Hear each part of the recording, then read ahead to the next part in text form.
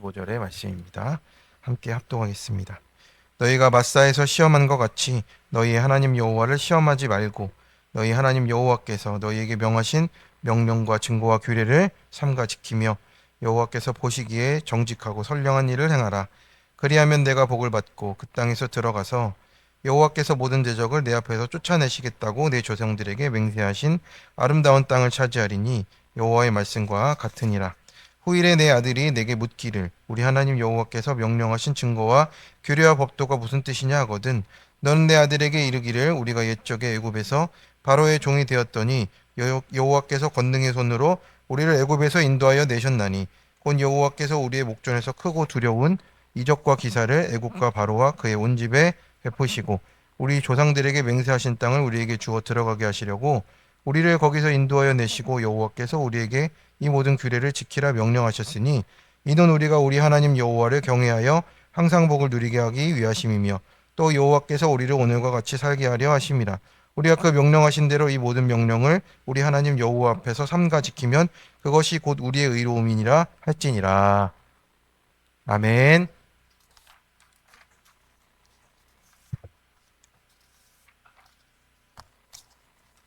네, 오늘 기도하겠습니다. 하나님 우리의 의로움이니라를 말씀을 주십니다. 하나님 우리의 의를 입는 것이 우리의 힘으로 입는 것이 아니고 주님으로 말미암아서 또 말씀에 순종함으로 그 일을 덧입게 없어서 예수님 이름으로 기도드립니다. 아멘. 네, 오늘 본문은 이제 신명기 6장의 말씀으로 우리의 의로움이니라의 큐티의 말씀을 나누겠습니다. 오늘 하나님을 믿는다는 것이 우리는 무엇인지 이 본문을 통해 보게 됩니다. 하나님을 믿는다고 우리가 말할 때는 우리가 막상 내 뜻대로 되지 않을 때 나의 믿음이 드러납니다.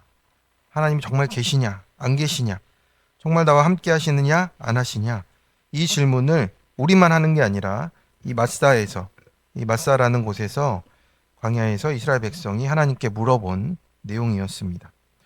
왜냐하면 물이 없었기 때문에 그래요. 이제 살기 위해서는 물이 있어야 했는데 하나님이 정말 우리 중에 함께 하시느냐 이 질문이 이제 나타나는 겁니다. 그런데 그것은 사실은 하나님을 시험하는 일이 되었습니다. 왜냐하면 그때까지 이미 하나님이 인도에 가셨고 또 홍해와 그 모든 10가지의 재앙들과 이 모든 걸로도 하나님이 계심을 보여주었다라는 겁니다. 그러니 우리의 눈으로 보는 것으로 믿는 것은 결국엔 한계가 있습니다. 우리의 경험만으로 믿는 것은 한계가 있는 거예요. 왜냐하면 우리의 감정이 바뀌면 다 바뀌는 것 같이 여겨지기 때문에 그렇습니다. 그래서 마사에 물이 없자 이제 그들이 하나님을 의심했고 시험을 했습니다. 그런데 하나님이 문제 삼으신 것은 물을 달라고 한 것이 아니잖아요. 하나님이 계신지 안 계신지를 의심하는 그들의 마음 또 우리의 마음이라는 것입니다. 우리가 이 의심을 넘어서는 것이 어떻게 또 해야 되는 것인가, 가나안에 들어가서 어떻게 우리에게 그 믿음을 전해줘야 하는가를 가르쳐 줍니다. 첫 번째로 주님을 시험하지 말고 말씀대로 삼가 지켜야 합니다. 16절에 보면 너희가 마사에서 시험한 것 같이 너희 하나님 여호와를 시험하지 말고라고 했습니다.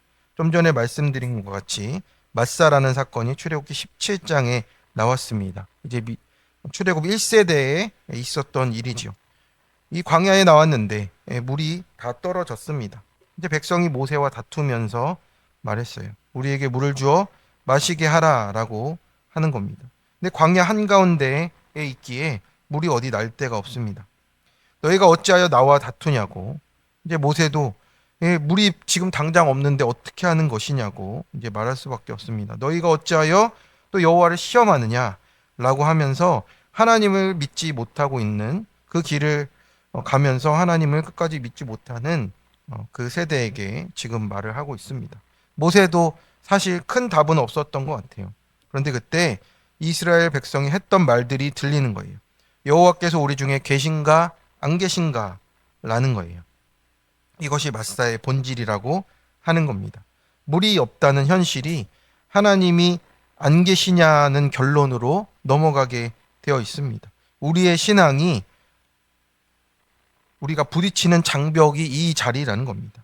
우리 물이 없다는 현실, 내가 원하는 것이 없고 정말 우리가 살아갈 수 있는 어떤 조건들이 결핍이 될 때 나타나는 현상이라고 하는 겁니다. 문제가 하나님보다 더 커져 있습니다.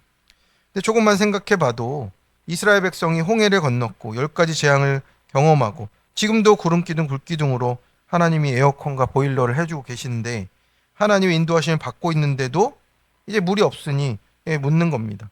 하나님 물을 주셨으면 좋겠습니다 하면 되는 건데 계신가 안 계신가까지 떨어지는 거예요. 우리도 마찬가지입니다. 하나님이 지금까지 우리를 얼마나 인도를 하셨습니까? 기도를 들어주신 것도 있고 죽을 것 같은 순간에도 건져내신 은혜가 있었습니다. 하나님이 아니면 설명할 수 없는 은혜들이 있는 거예요. 오늘 문제가 하나 생기면 어떻게 합니까? 하나님 왜 나에게 이러십니까? 하나님이 정말 나와 함께 하시는 것이 맞습니까? 하나님이 살아계신데 왜 이런 일이 생깁니까? 라고 하는 거예요. 아직 육에 속한 믿음에 있는 것이겠죠. 우리는 과거의 은혜보다 현재의 문제를 더 크게 보는 것입니다. 왜냐하면 당장 목마르기 때문에 그렇습니다. 안 계신 증거가 생긴 게 아니라 내 눈에 문제가 하나님보다 더 크게 보이는 겁니다. 여기서 우리의 본질적인 죄를 보게 되는 거예요. 하나님을 우리가 왜 의심합니까? 사랑하지 않아서 그렇습니까? 그런 것도 아니고 내가 하나님을 내 눈으로 판단하기 때문에 그렇다라는 거예요. 내 기준으로 판단하고 있는 거예요. 하나님이 내 기도를 들어주시면 상황이 좋으면 하나님 계시고 계획대로 안 되면 하나님이 나와 안 계시는구나 라고 생각하는 겁니다. 기준이 나에게 있어요. 그런데 내 뜻대로 또 되면 하나님 나와 함께 하시는구나 라는 우리가 계속 바꿔가는 내 기준들이 있다라고 하는 겁니다. 결국에는 내가 원하는 하나님 상을 만들어 놓고 그 하나님이 내 뜻대로 움직이느냐 안 움직이느냐를 확인하고 있는 중입니다. 그래서 하나님을 믿는 게 아니라 자꾸 하나님을 검증하려 하는 거예요. 그래서 하나님이 이 질문에 대해서 또 하나님이 말씀하신 거예요. 나를 왜 시험하느냐고 물어보는 겁니다. 그래서 예수님도 마태복음에서 마가복음에서 시험당할 때 어떻게 하십니까? 주 너희 하나님을 시험하지 말라라고 하는 거예요. 하나님 이것을 꼭 해주시면 믿겠습니다. 이번에는 꼭 응답해 주셔야 합니다. 이런 믿음이 통할 때가 있어요. 우리의 믿음이 초짜일 때, 신입생일 때는 가능합니다. 하나님이 들어주시고 붙잡아 주십니다. 그런데 때가 되면 하나님이 응답하지 않아 주세요. 우리의 믿음을 자라게 하기 위해서 그래요. 이 믿음이 아니라 거래하는 것을 이제는 그만두라고 하나님이 지금 우리에게 얘기하고 계신 겁니다. 그래서 믿음은 하나님이 내 뜻대로 해주시면 믿겠습니다에 머무는 게 아니라 내 뜻대로 되지 않아도 하나님이 하나님이심을 믿겠습니다라고 고백하는 겁니다. 우리 아이들이 그렇지 않습니까? 아빠가 이거 안 사주면 나 아빠 안 할 거야 라고 하면 어떻습니까? 아빠가 아닌 게 되는 겁니까? 안 사주면? 그런 게 아니잖아요. 그런데 우리가 그러고 있을 때가 있습니다. 17절에 말씀합니다. 너희 하나님 여호와께서 너에게 명령하신 그의 명령과 증거와 규례를 삼가 지키라고 말하는 겁니다. 하나님이 하나님인지 아닌지를 우리가 걱정하는 게 아니라 하나님은 여전히 하나님이시기 때문에 우리는 명령과 증거와 규례를 그냥 오늘도 여전히 그 동일한 방식으로 여전한 방식으로 살아가는 것이 믿음이라고 말씀하고 있는 거예요. 어떤 큰 일을 우리가 큰 일과 큰 사업과 큰 어떤 사역과 이런 것이 아니라 정말 하루를 그렇게 순종하며 살아가는 것이 정말 하나님이 하나님 되심을 인정하는 것이라고 오늘 우리에게 말씀하는 겁니다.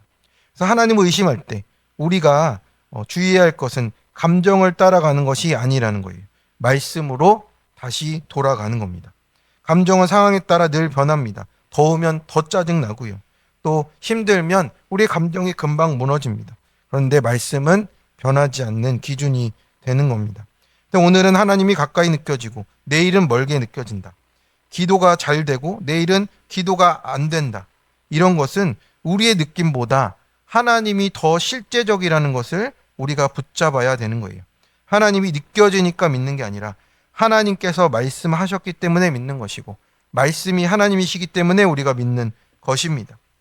큐티는 그래서 우리가 말씀을 읽으면서 그 말씀이 나를 통과하도록, 나를 뚫고 지나가도록 고백하며 우리가 묵상하게 되는 겁니다. 그래서 내가 마사의 사람이구나.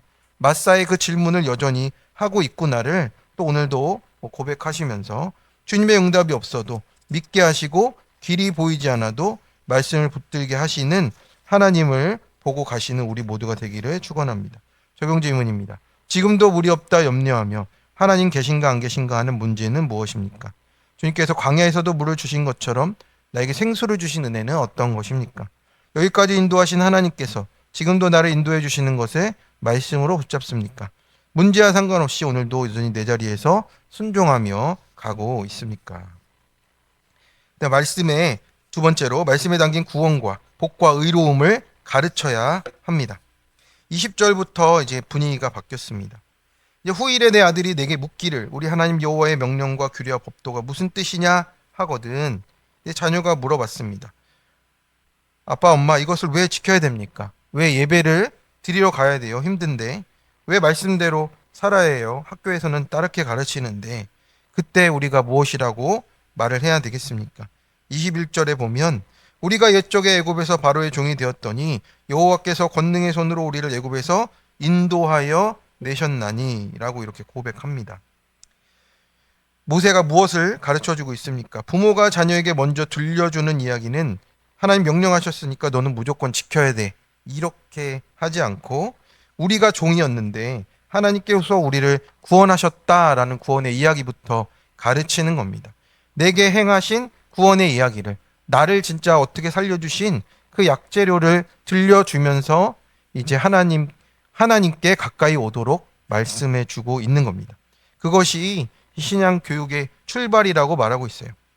그래서 신앙은 명령으로 시작되는 게 아니고 은혜로 시작되도록 하고 있습니다.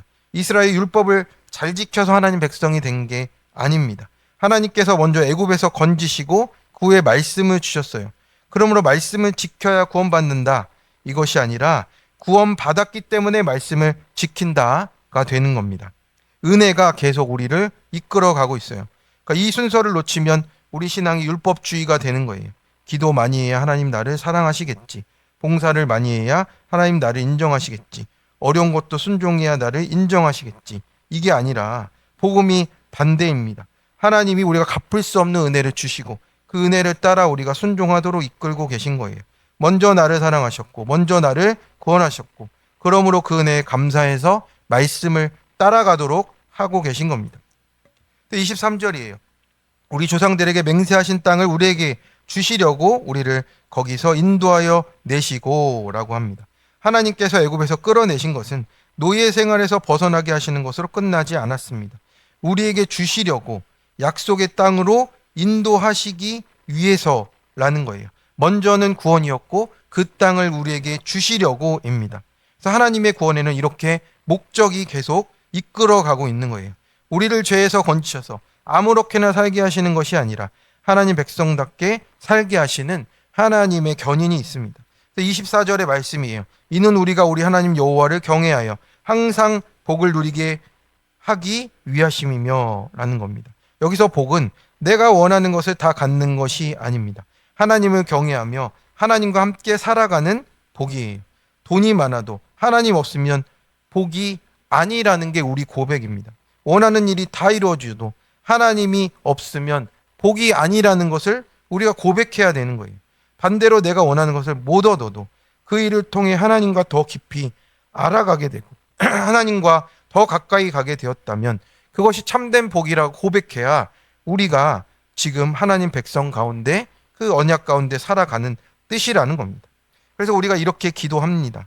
하나님, 이것을 주십시오에서 끝나지 말고 이것을 통해 하나님을 더 사랑하게, 더 알게 해 주십시오가 우리의 길이 되는 겁니다. 기도가 되는 거예요.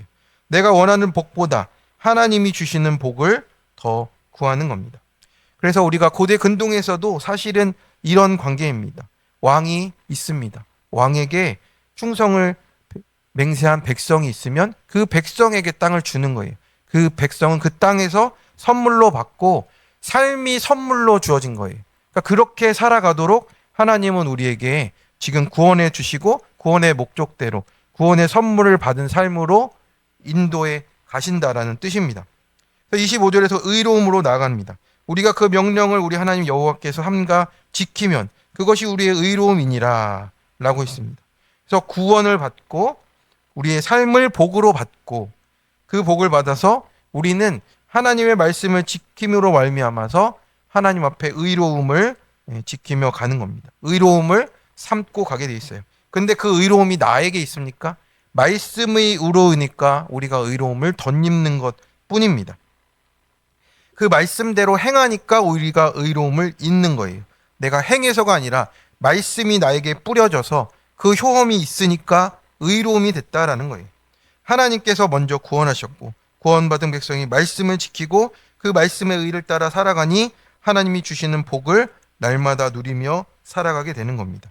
그래서 그 삶이 하나님 앞에서 의롭게 드려지게 돼 있어요. 그러나 우리가 율법을 완벽하게 지켜서 의를 만들어낸다는 것이 아니라는 것을 우리가 계속 주의하며 가는 겁니다. 우리가 예수님을 믿어도 칭의잖아요. 의롭다 칭함을 받으며 살아가는 거예요. 왜냐하면 우리가 의로움을 만들어낼 수 있는 능력은 나에게 없다라는 겁니다. 예수님이 다 이룬 것을 나는 그 안에서 덧입고 살아간다는 뜻이 되는 거예요. 그래서 구속사적으로는 예수님의 의로 이 모든 것을 이루게 됩니다. 모세가 말씀을 지키는 의를 얘기했지만 그것을 완성하는 것은 그 시대 당시에는 없었습니다. 그냥 그것이 의로움이다라는 것을 보여주신 것이죠.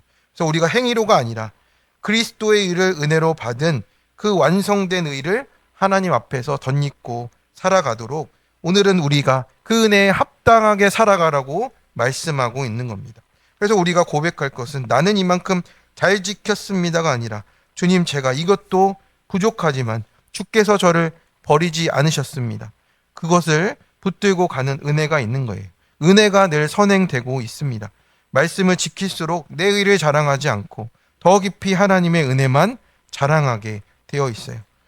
나는 왜 말씀대로 살고 있습니까? 우리가 하나님께 인정받기 위해서라기보다 복받기 위해서라기보다 믿음 좋은 사람이란 말을 듣기 위해서도 아니고 받은 구원이 너무 감사해서 말씀대로 우리가 반응하며 살아가도록 하고 계십니다. 그래서 우리가 자녀가 왜 예배해요? 또 왜 하나님을 섬겨야 돼요? 왜 헌금을 내야 돼요? 우리가 왜 이것을 지키며 살아가야 돼요? 할 때 다음 세대와 그 후사들에게 하나님이 우리를 구원하셨기 때문입니다. 우리의 고백이 되어야 될 줄로 믿습니다. 그래서 그 구원의 이야기가 우리를 복으로 이끌어가고 의로움으로 이끌어 가고 계십니다.